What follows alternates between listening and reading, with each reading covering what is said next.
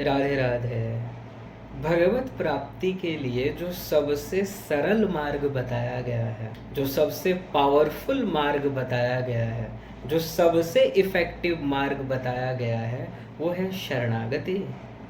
आप वेद पढ़ लीजिए, शास्त्र पढ़ लीजिए, पुराण पढ़ लीजिए, महाभारत पढ़ लीजिए, रामायण पढ़ लीजिए, भगवत गीता पढ़ लीजिए, एक ही बात बताया गया है जी, शरणागति।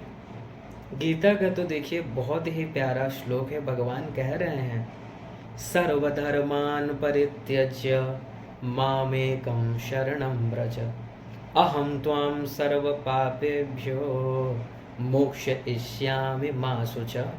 गीता के 18वें अध्याय का 66 नंबर श्लोक है। बहुत ही प्यारा श्लोक है, जहाँ भगवान अर्जुन से कह रहे हैं और अर्जुन के माध्यम से सभी मनुष्यों को कह रहे हैं, हम और आपको बता रहे हैं कि सभी धर्म कर्म का आश्रय छोड़कर मेरी शरण में आ जाओ।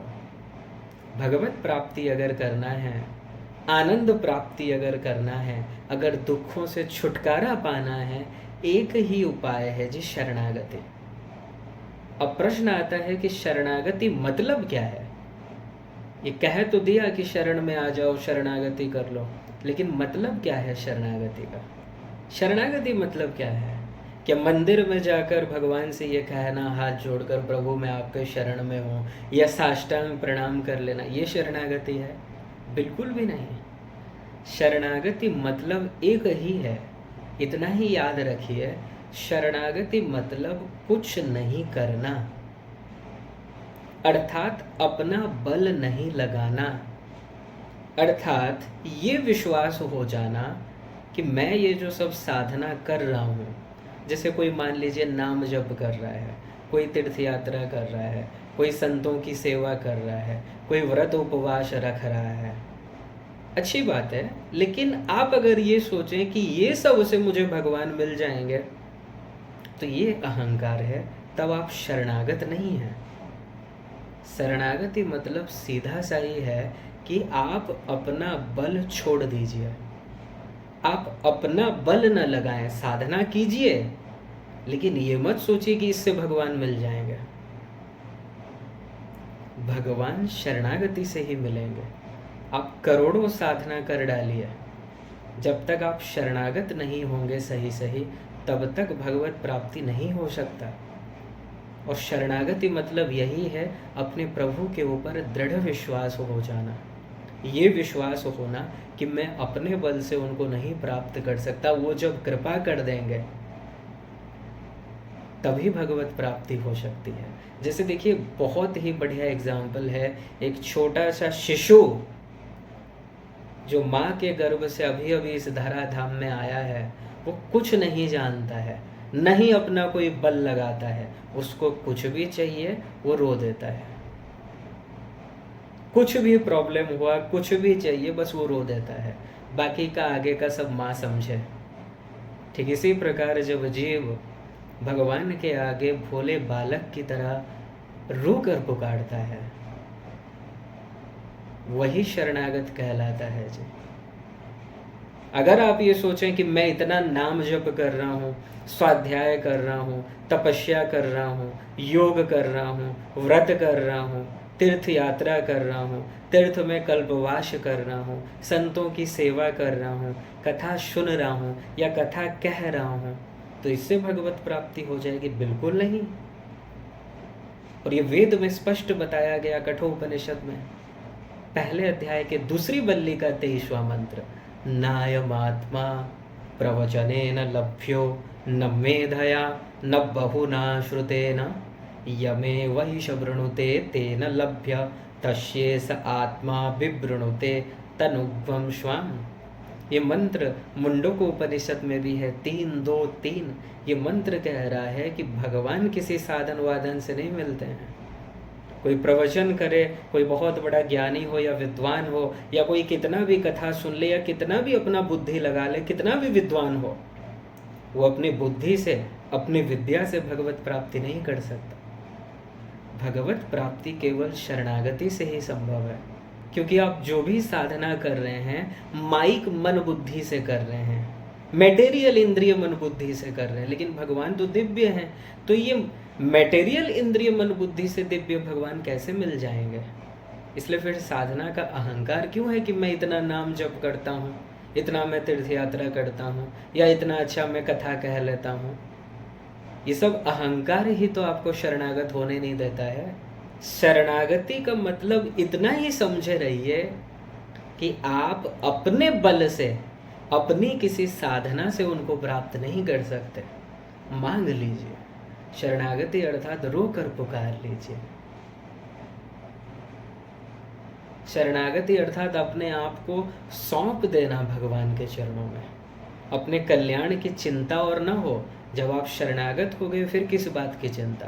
भगवान संभालेंगे। एक छोटा सा बच्चा वो चिंता करता है, वो रो देता है जो भी चाहिए, माँ संभाले। जब संसार में ही माता संभालती है अपने शिशु को, वो तो जगत माता है, जगत पिता है, परम दयालु हैं, करुणा से परिपूर्ण हैं। फिर वो भला अपने शरणागत भक्त को कैसे त्याग कर सकते हैं?